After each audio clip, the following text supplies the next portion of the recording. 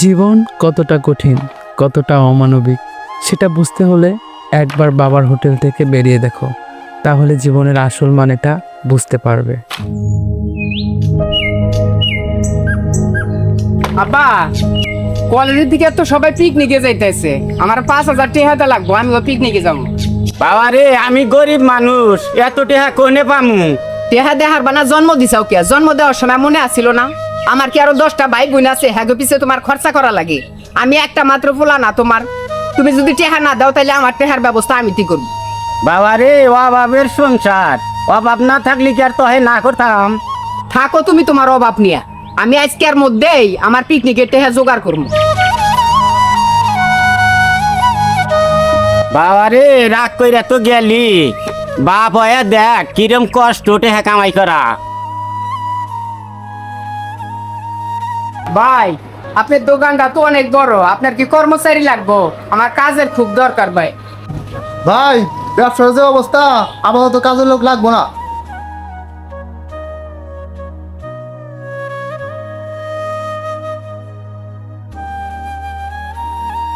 ভাই, আপনার গ্যারেজে কাজের লোক লাগবো। আরে ভাই, আমার লোক লাগবো না, আপনি দূরে যান, আমি নিজের কাজ নিজে করি।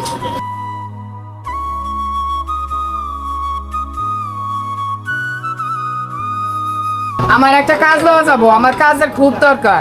ভাই, আমি নিজে একজন কর্মচারী, বুঝছেন? ওই ভিতরে মহাজন বসে আছে, তার সাথে যা কথা কন, দেখেন যদি একটা কাজের ব্যবস্থা করে দেয় আপনি যান। আসসালামু আলাইকুম মহাজন সাহেব।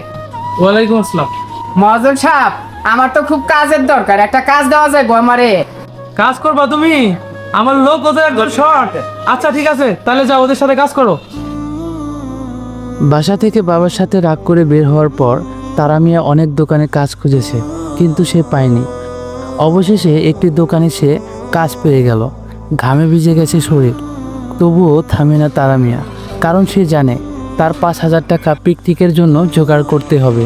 এই টাকা তার স্বপ্ন, তার সম্মান, তার নীরব প্রতিবাদ। তারা মিয়া কি পারবে সেই পিকনিকের জন্য 5,000 টাকা জোগাড় করতে?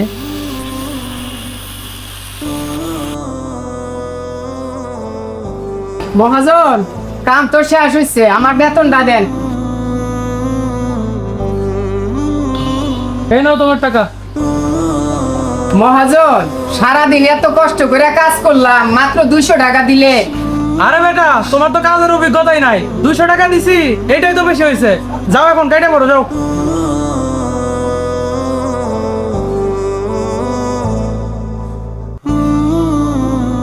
সারাদিন মাথার গাম পায়ে ফালাইয়া এত কষ্ট করে রোজগার করলাম, মাত্র 200 টাকা। টাকা রোজগার করা এত কষ্ট, সেটা তো আগে জানতাম না।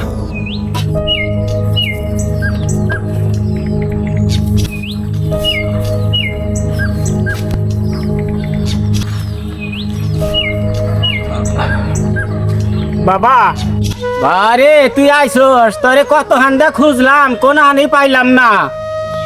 বাবা, আমার ভুল হয়ে গেছে, তুমি আমারে মাফ করে দাও। ওট ওট বাবা, তোর কি হয়েছে?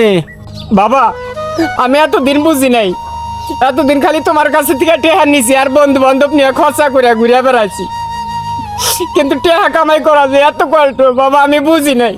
ছোটবেলা থেকে তুমি আমার এত কষ্ট করে মানুষ করছাও, কোনো সময় কোনো দুঃখ কষ্ট বুঝতে দাও নাই, কিন্তু আজকে টেহা কামাই করবার যে আমি বুঝতে পারছি তোমার কতটা কষ্ট হয়েছে টেহা কামাই করে আমার লালন পালন করতে।